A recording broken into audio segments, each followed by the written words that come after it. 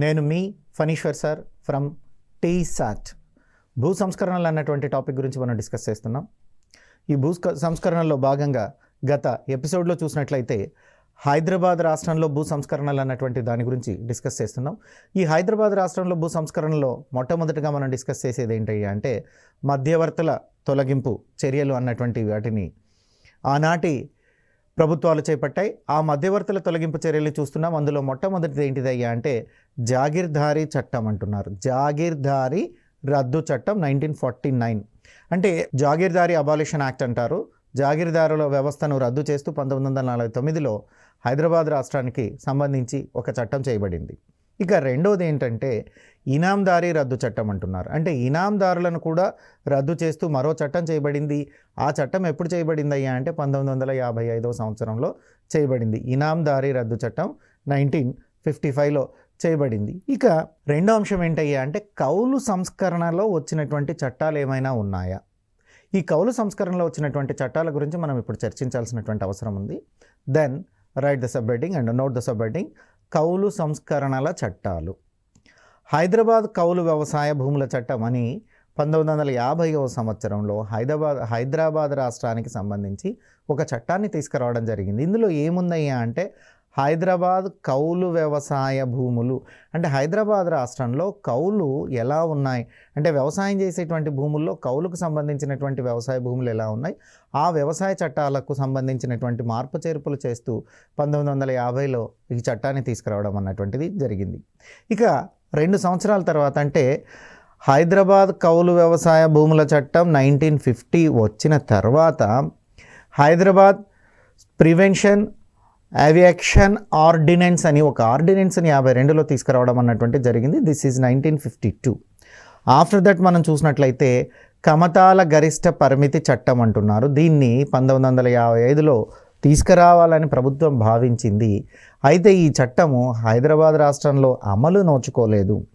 వాస్తవంగా చెప్పాలంటే ఇది ఎక్కడ కూడా అమలు నోచుకోలేదు. కమతాల గరిష్ట పరిమితి చట్టం 1955 అంటున్నారండి. అంటే ఒక రైతుకు కానీ ఒక భూస్వామికి కానీ ఒక యజమానికి కానీ ఎంత కమతాలు ఉండాలి, ల్యాండ్ సీలింగ్ అంటున్నాం. అంటే కమతాల గరిష్ట పరిమితి అంటే మ్యాక్సిమం ఎన్ని కమతాలు ఉండొచ్చు అన్నటువంటి దానికి ఒక పరిమితిని విధిస్తూ ల్యాండ్ సీలింగ్ని విధిస్తూ ప్రభుత్వం 1955లో ఒక చట్టాన్ని చేయడం అనింది.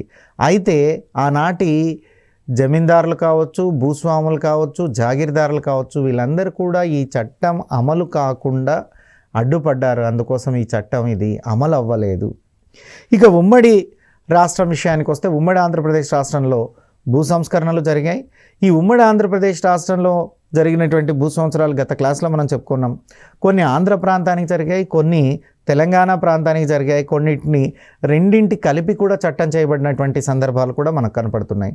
అలాంటి చేయబడినటువంటి సందర్భాలు చూసినట్లయితే ఆంధ్రప్రదేశ్ ఈనాంల రద్దు చట్టం అన్నటువంటి చట్టం వచ్చింది. ఈ ఆంధ్రప్రదేశ్ ఈనాంల రద్దు చట్టాన్ని ఎప్పుడు చేస్తున్నారయ్యా అంటే 1964లో ఈ చట్టం కూడా హైకోర్టు కొట్టివేయడం అన్నటువంటిది జరిగింది.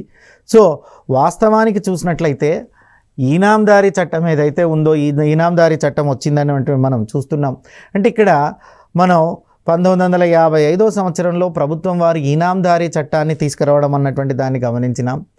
ఆ తర్వాత చూసినట్లయితే ఈ ఈనాందారీ చట్టాన్ని ప్రభుత్వం 64లో కొట్టేయడం అన్నటువంటిది జరిగింది. అంటే ఆనాటి హైకోర్టులు ఇక్కడ ఉండేటువంటి జమీందారులు భూస్వాములు అందరూ కూడా పోయి అంటే ఎవరైతే ఈనాందారులు ఉన్నారో ఈనాందారులందరూ కోర్టుకు పోయి కోర్టులో ఆ చట్టాన్ని కొట్టేసేటట్లుగా కోర్టు తీర్పును తీసుకురావడం అన్నటువంటి జరిగింది. సో కోర్టు 1964వ సంవత్సరంలో ఆంధ్రప్రదేశ్ ఈనాం రద్దు చట్టం అన్నటువంటి చట్టాన్ని కొట్టివేయడం జరిగింది. ఇక మళ్ళీ 1961వ సంవత్సరంలో భూ గరిష్ట పరిమితి చట్టం అన్నటువంటి చట్టాన్ని తీసుకురావడం అనేది జరిగింది. మళ్ళీ మనం చూసినట్లయితే 1961లో భూ గరిష్ట పరిమితి చట్టం అన్నటువంటి చట్టాన్ని తీసుకురావడం అన్నటువంటిది జరిగింది. వాస్తవానికి ఫజల్ అలీ కమిషన్తో భాషా ప్రయుక్త రాష్ట్రం ఏర్పడిందన్న విషయము మనకందరికీ అవగతమైంది. మరి ఉమ్మడి రాష్ట్రం ఏర్పడినప్పటికీ తెలంగాణ రాష్ట్రంలో చూసినట్లయితే అటువైపు ఇటువైపు అంటే ఆంధ్రప్రదేశ్లో భూ సంస్కరణలు అన్నీ కూడా 2 రకాలుగా వర్గీకరిస్తున్నారని మనం చదువుకున్నాం. సో అందులో చూసినట్లయితే హైదరాబాద్ రాష్ట్రంలో భూ సంస్కరణలు అవి మధ్యవర్తుల తొలగింపు, జాగీర్దారీ రద్దు చట్టం, తర్వాత చూసినట్లయితే ఈనాందారీ చట్టం 1955. ఇక ఈ కౌలు ప్రివెన్షన్ చూసినట్లయితే అందులో మనం మొట్టమొదట డిస్కస్ చేయాల్సిందని మధ్యవర్తుల తొలగింపు చట్టం అంటున్నాం. సో మధ్యవర్తుల తొలగింపు చట్టాలు చేసినప్పుడు జాగీర్దారులు కూడా ప్రభుత్వానికి ప్రజలకు మధ్యవర్తులుగా వ్యవహరించేవారు. అందుకోసమే మధ్యవర్తుల తొలగింపు విషయంలో హైదరాబాద్ రాష్ట్రంలో చూస్తే 1949వ సంవత్సరంలో జాగీర్దారీ రద్దు చట్టం అన్నటువంటి చట్టం తీసుకురావడం అయింది. జాగీర్దారీ రద్దు చట్టం 1949 అనే చట్టం కూడా మధ్యవర్తులను తొలగించే చట్టమే. ఎందుకనగా జాగీర్దారులు కూడా హైదరాబాద్ రాష్ట్రంలో మధ్యవర్తులుగా వ్యవహరించారు కాబట్టి ఆ జాగీర్దారులను తొలగించడానికి చేయబడినటువంటి చట్టం జాగీర్దారీ చట్టం. కాబట్టి దీన్ని మనం మధ్యవర్తుల తొలగింపు చట్టం అని కూడా చెప్పవచ్చును. అయితే హైదరాబాద్ రాష్ట్రంలో పరిస్థితి చూస్తే సంస్థానాలపైన పోలీసు చర్యలు జరిగాయి. ఆ పోలీస్ చర్యల తర్వాత పాలనాధికారం అంతా కూడా భారత ప్రభుత్వానికి చెందినటువంటి మేజర్ జనరల్ చౌదరి యొక్క ఆధ్వర్యంలో ఉండింది. సో అంటే కొద్ది రోజులు అంటే ఇక్కడ ప్రజాప్రభుత్వం ఏర్పడేంత వరకు అంటే ఆపరేషన్ పోలో జరిగిన తర్వాత ప్రజాప్రభుత్వాలు ఏర్పడేంత వరకు కొంతకాలము జనరల్ చౌదరి ఇక్కడ అడ్మినిస్ట్రేటర్గా వ్యవహరించడం అన్నటువంటిది జరిగింది.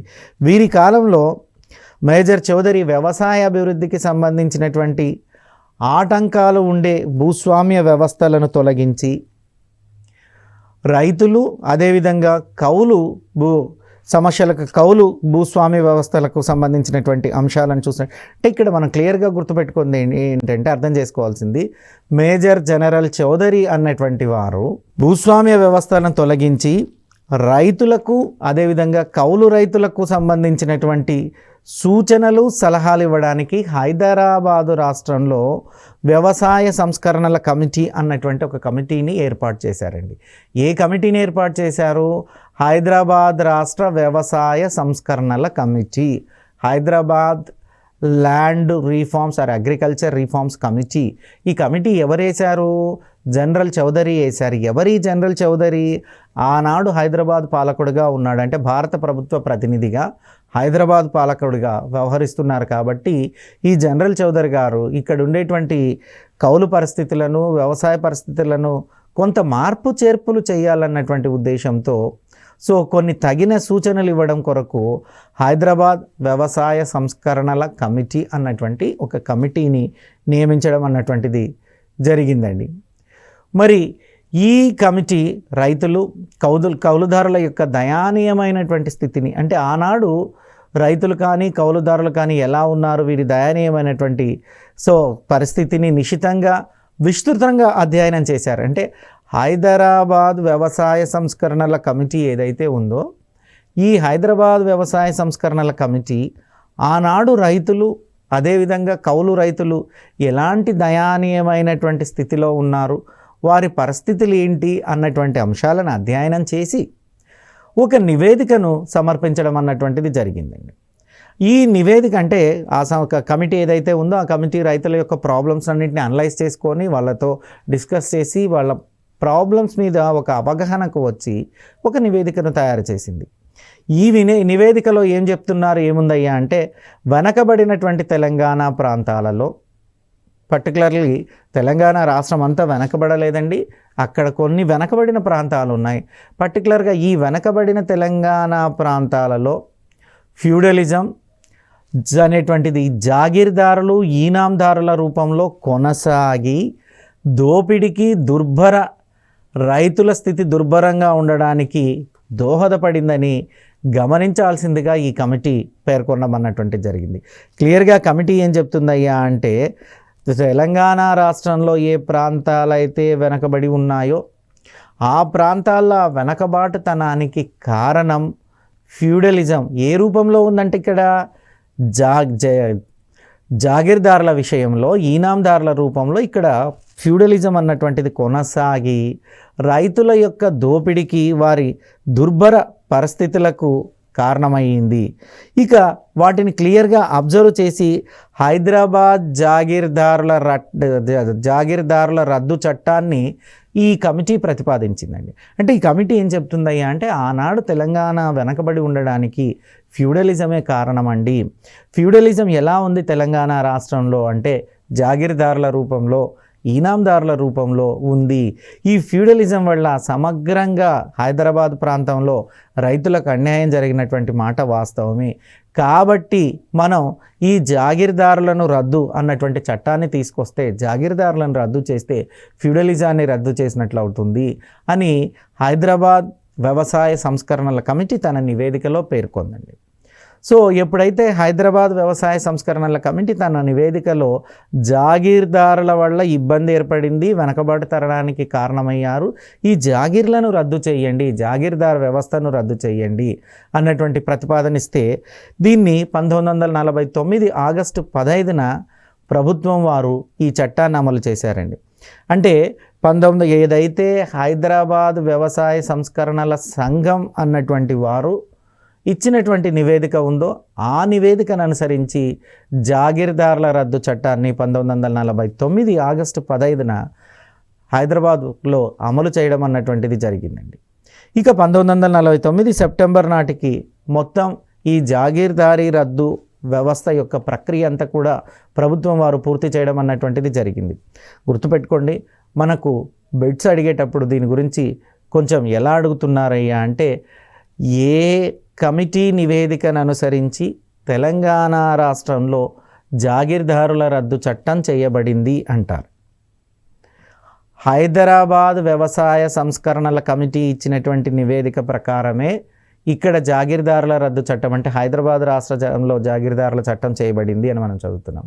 అదేవిధంగా ఇది ఎప్పటి నుంచి అమల్లోకి వచ్చిందయ్యా అంటే 1949 ఆగస్టు 15న చట్టం అమల్లోకి తెచ్చారన్నటువంటి విషయం.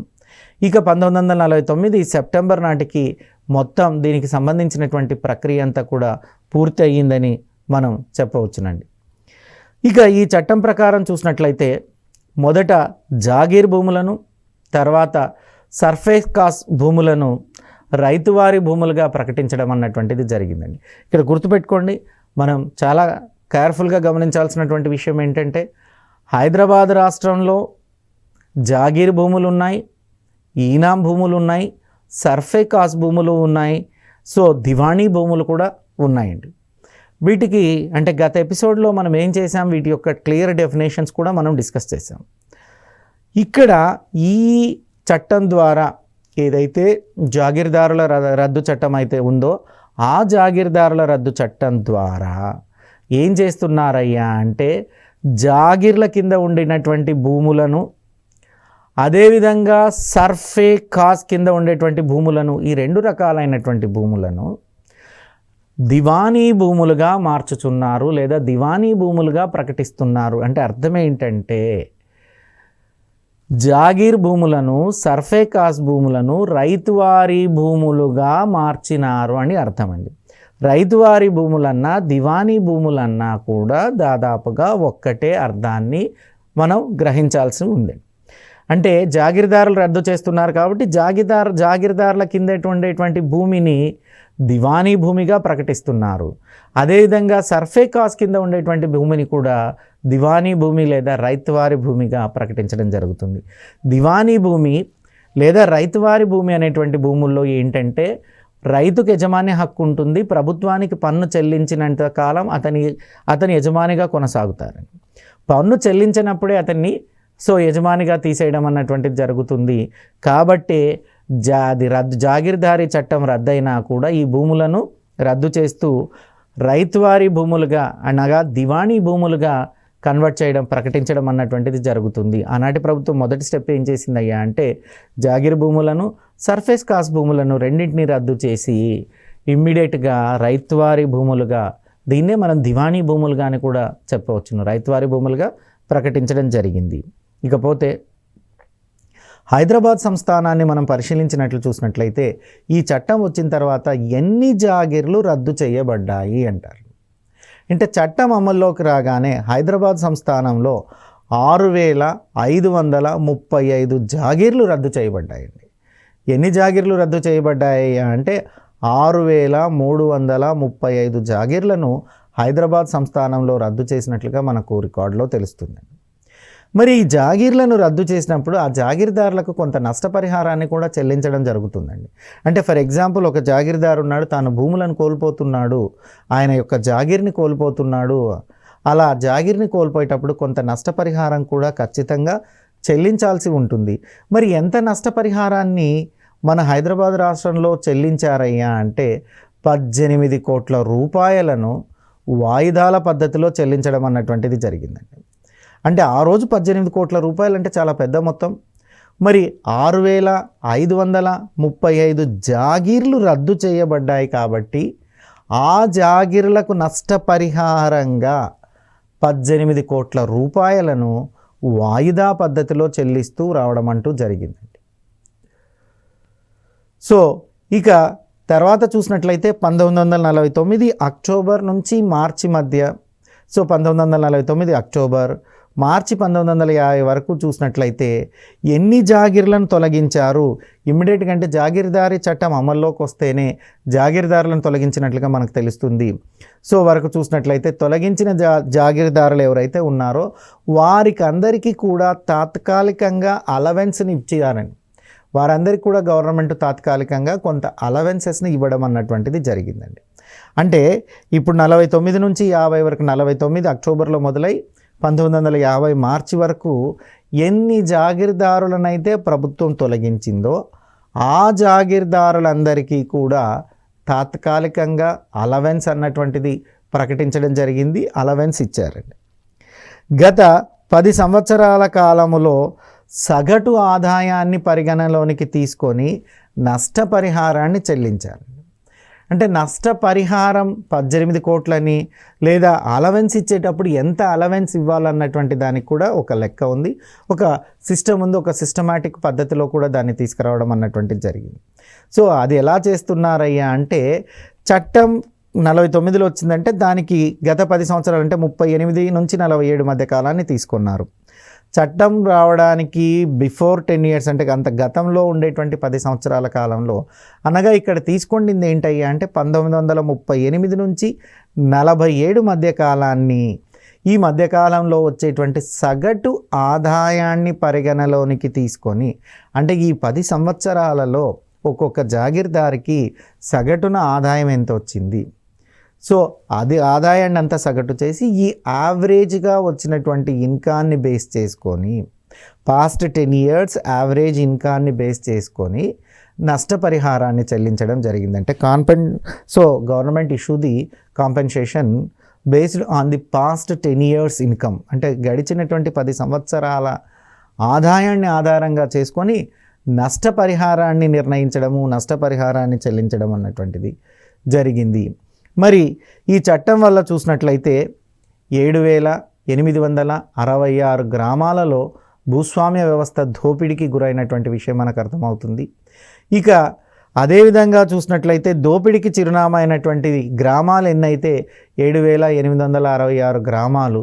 మరి ఎంతమంది భూస్వాములు, ఎంతమంది జాగీర్దారులు ఉన్నారయ్యా అంటే 975 మంది జాగీర్దారులను తొలగించడం అన్నటువంటిది జరిగింది. అంటే ఇక్కడ మనం ఎగ్జామ్ పాయింట్ ఆఫ్ వ్యూలో గుర్తుపెట్టుకోవాల్సింది ఏంటంటే ఈ చట్టం వల్ల 7,866 గ్రామాలలో భూస్వామ్య వ్యవస్థ దోపిడీ జరిగింది. ఆ భూస్వామ్య వ్యవస్థను తీసేస్తూ ఆ భూస్వామ్య వ్యవస్థ దోపిడీకి కారణమైన, దోపిడీకి చిరునామా అయినటువంటి 975 మంది జాగీర్దారులను తొలగించడం జరిగింది.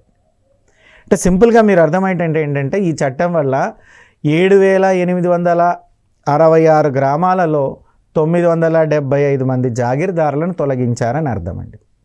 భూ యజమాన్య హక్కులు రైతులకు కల్పించి రైతులందరినీ కూడా స్వేచ్ఛను ప్రసాదించడం అన్నటువంటిది ఈ చట్టం ద్వారా జరిగింది. సో ఎప్పుడైతే ఈ 975 మంది జాగీర్లను తొలగించారో ఆ 975 మంది జాగీర్ల కింద ఉండేటువంటి 7,866 గ్రామాలలో ఉండేటువంటి భూమిని రైతులకు ఇవ్వడం, అంటే భూ యజమాన్యాన్ని రైతులకు హక్కుగా ఇవ్వడం, రైతులకు ఇవ్వడం అన్నటువంటిది జరిగింది.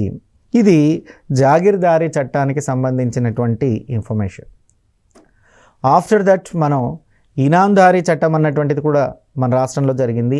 ఆ ఇనాందారీ రద్దు చట్టాన్ని కూడా మనం గమనిద్దాం. ఈ ఇనాందారీ రద్దు చట్టం 1955వ సంవత్సరంలో తెలంగాణ రాష్ట్రంలో తీసుకురాబడింది. అంటే ఆనాడు ఉండేటువంటి హైదరాబాద్ రాష్ట్రంలో తీసుకురాబడింది ఇనాందారీ రద్దు చట్టం 1955. అయితే 55కి వచ్చి లోపం మనకు 53లోనే ఉమ్మడి ఆంధ్రప్రదేశ్ ఏర్పడింది.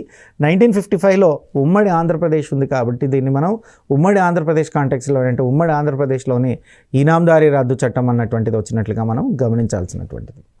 ఇక 1955లో చూసినట్లయితే మత సంబంధమైన చారిటీ ట్రస్ట్ ఆధీనంలో ఉన్నటువంటి ఈనాములను, యాక్చువల్గా ఈ ఈనాందారీ చట్టంలో కొన్ని భూములకు మినహాయింపు వచ్చిందండి. ఆ మినహాయింపులు ఏవే ఉన్నాయి అంటే మత సంబంధమైనటువంటి చారిటీ ట్రస్టుల ఆధీనంలో ఉండేటువంటి ఈనాం భూములు. ఈనాం భూములు ఎలా ఉండాలి? మత సంబంధం అంటే దేవుడికి ఇచ్చినటువంటి, అంటే దేవుడికి నైవేద్యంగానో పూజకు పునస్కారాలకు దేవుడి మాన్యంగానో ఇచ్చినటువంటి భూములు, చారిటీ ట్రస్ట్ ఆధీనంలో ఉండేటువంటి ఈనాం భూములు, దేవాలయం కింద ఉండేటువంటి ఈనాం భూములు, ధర్మాదాయం కింద ఉండేటువంటి భూములు, ప్రత్యేకంగా కొన్ని దేవాలయ ధర్మాదాయ సేవలకు ప్రత్యేకంగా ఇచ్చినటువంటి ఈనాం భూములు, వీటిని చట్టంలో నుంచి మినహాయిస్తున్నారండి. వీటిని చట్టంలో మినహాయించి మిగతా ఈనాము భూములన్నింటినీ రద్దు చేస్తూ 1955లో చట్టం తీసుకురాబడింది. ఈ చట్టాన్ని కూడా కాగితపులి అనే పిలుస్తారండి. ఎందుకలా అంటున్నారు ఈ చట్టం అంటే, చట్టాన్ని మనం క్లియర్గా అబ్జర్వ్ చేసినట్లయితే 1955లో వచ్చింది ఈ చట్టం. మత సంబంధమైన అంటే భూములు అది ఏ మతమైనా కావచ్చు, భారతదేశం లోపల అదేవిధంగా ఉమ్మడి ఆంధ్రప్రదేశ్ లోపల ఏ మతమైనా అనుసరించేటువంటి ఆ మత సంబంధిత చారిటబుల్ ట్రస్ట్కు సంబంధించినటువంటి భూములను రద్దు చేయలేదు. అంటే అవి ఈనాం భూములైనా కూడా రద్దు చేయలేదు. అదేవిధంగా దేవాదాయ ధర్మాదాయ భూములను కూడా రద్దు చేయలేదు. దేవుడికి ప్రత్యేక సేవ కోసం అంటే దైవ కైంకర్యమున కొరకు అంటారండి. అంటే దేవుడికి ప్రత్యేక సేవ చేయడం కొరకు నియమించినటువంటి ఈనాం భూములను కూడా రద్దు చేయలేదు. వీటికి చట్టంలో మినహాయింపునిచ్చి తక్కినటువంటి ఈనాం భూములను రద్దు చేస్తూ చట్టం తీసుకురాబడింది.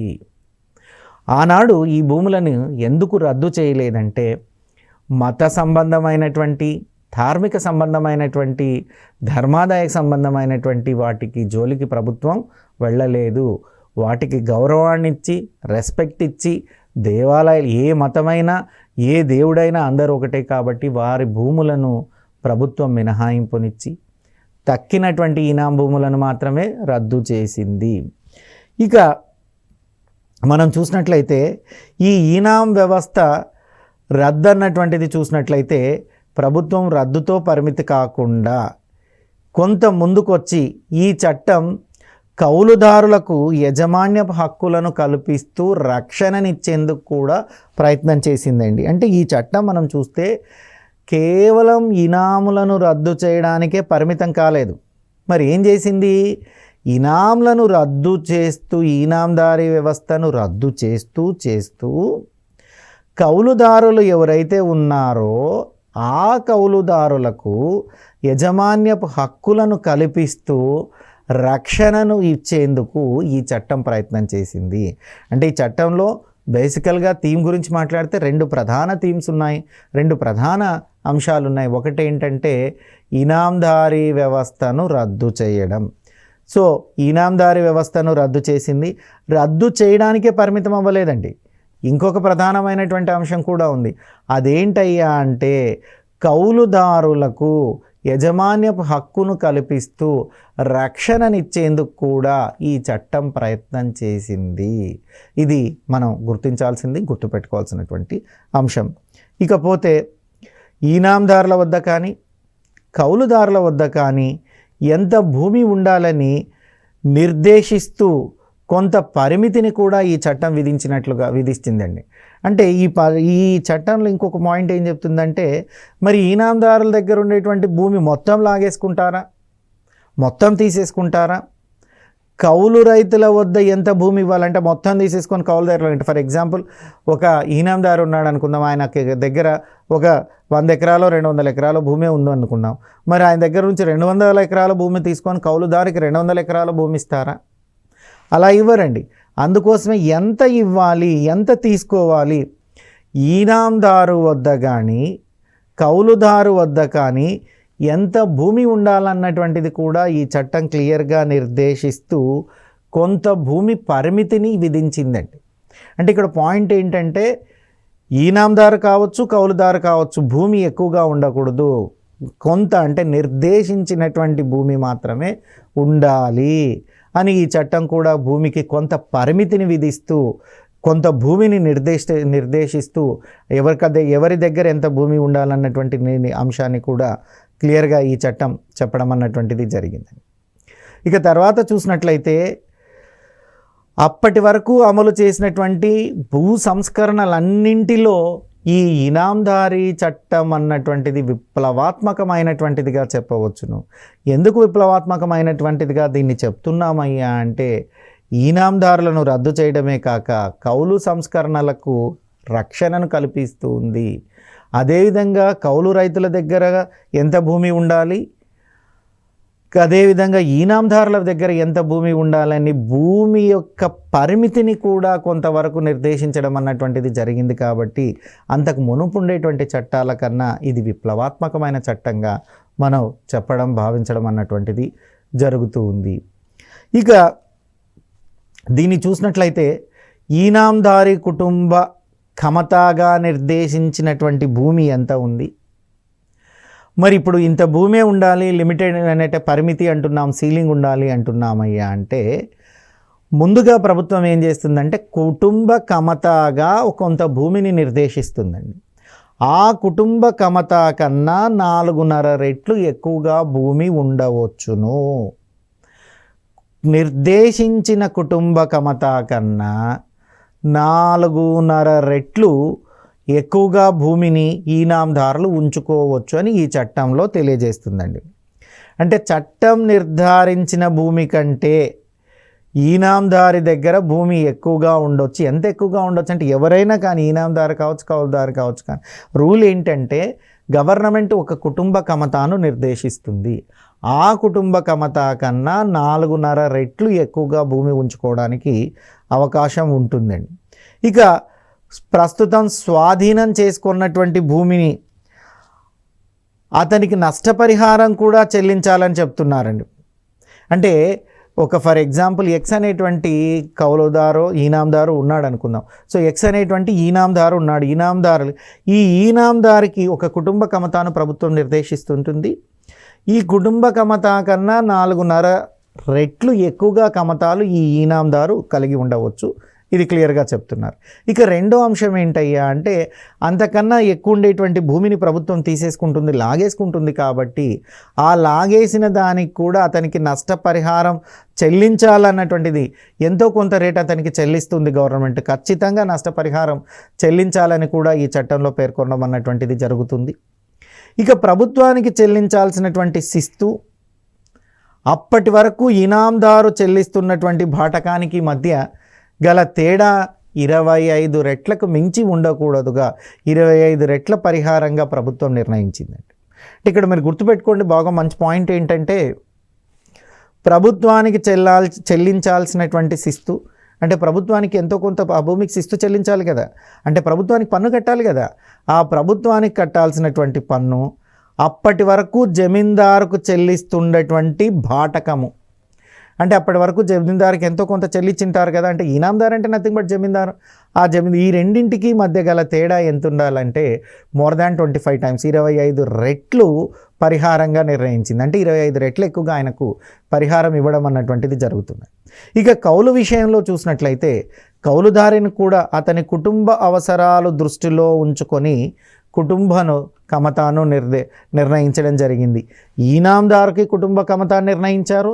అదేవిధంగా కౌలుదారు కూడా కౌలుదారు యొక్క కుటుంబ అవసరాలను దృష్టిలో ఉంచుకొని సో కుటుంబ కమతాను నిర్ణయించడం అన్నటువంటిది జరిగింది.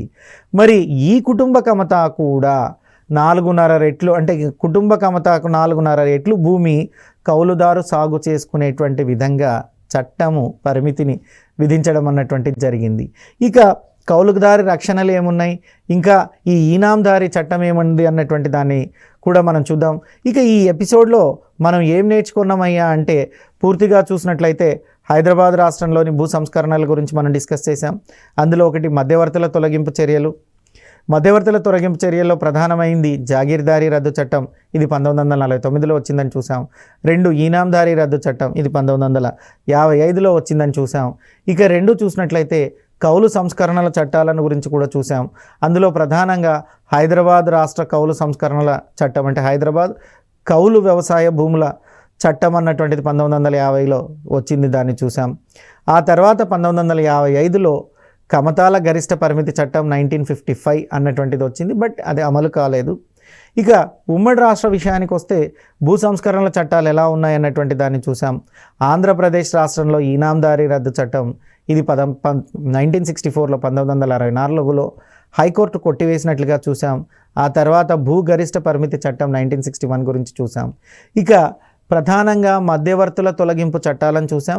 ఈ మధ్యవర్తుల తొలగింపు చట్టంలో జాగీర్దారీ రద్దు వ్యవస్థ 1949ని చూసాం. అదేవిధంగా చూసినట్లయితే ఈ జాగీర్దారీ రద్దు వ్యవస్థ 1949 ఆగస్టు 15న చట్టం అమల్లోకి వచ్చినట్లుగా చూసాం. 1949 సెప్టెంబర్ నుంచి మొత్తం ఈ ప్రక్రియ పూర్తయినట్లుగా మనం చూడడం అన్నటువంటిది జరిగింది. ఇక జాగీర్దారులను రద్దు చేస్తే మొత్తం హైదరాబాద్ సంస్థానంలో చూసినట్లయితే 6,535 జాగీర్లు రద్దు చేశాయి. ఈ జాగీర్లు రద్దు చేసినందుకు జాగీర్దారులకు నష్టపరిహారంగా 18 కోట్ల రూపాయలను ప్రభుత్వం వాయిదాల్లో చెల్లించడం అన్నటువంటిది కూడా మనం నేర్చుకున్నాం. ఇక 1949 అక్టోబర్ నుంచి 1950 మార్చి వరకు తొలగించినటువంటి జాగీర్దారులకు తాత్కాలికంగా అలవెన్స్లు ఇచ్చినట్లుగా కూడా మనం చదువుకున్నాం. అదేవిధంగా నష్టపరిహారాన్ని ఎలా లెక్కించారు అంటే, ఆ రోజుకి గడిచినటువంటి 10 సంవత్సరాల్లో, అనగా 1938 నుంచి 47 మధ్య కాలం సగటు ఆదాయాన్ని పరిగణలోనికి తీసుకొని నష్టపరిహారాన్ని నిర్ణయించినట్లుగా మనం చూసాం. ఇక ఈనాందారీ చట్టం అన్నాం, దీన్ని 1955లో చూసాం. ఆ ఈనాందారీ చట్టం గురించే మనం చూస్తున్నాం. అందులో కుటుంబ కమత నిర్దేశించినటువంటి కుటుంబ కమత చూసాం. కౌలుదారులకు నిర్దేశించినటువంటి కుటుంబ కమత కన్నా 4.5 రెట్లు ఎక్కువగా ఉందని చూస్తున్నాం. ఇక నెక్స్ట్ కౌలుదారులకు సంబంధించి ఈ చట్టంలో ఇంకా ఏమైనా సేఫ్ గార్డ్స్ ఉన్నాయో అవి నెక్స్ట్ ఎపిసోడ్లో చూద్దాం. Thank you. మీ ఫణీశ్వర్ సార్ ఫ్రమ్ TSAT.